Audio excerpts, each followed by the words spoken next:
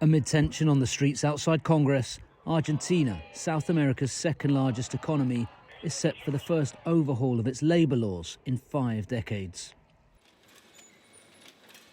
The reform gives businesses more flexibility in hiring and dismissing employees.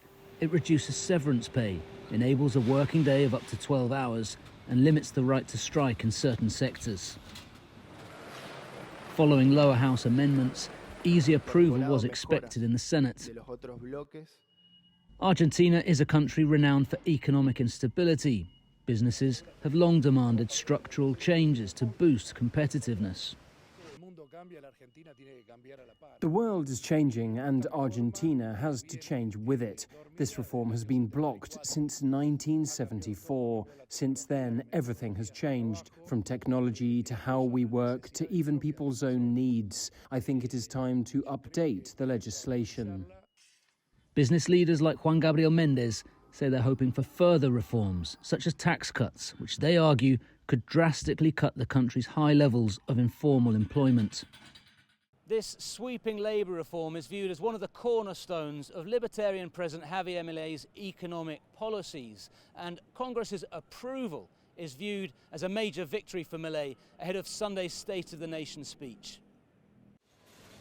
This reform has met with resistance from Argentina's powerful trade unions, with many members protesting as Congress debated the bill, and unions called the 4th general strike of Milei's presidency just last week. There are more than 200 articles in this reform and not one is in favour of workers.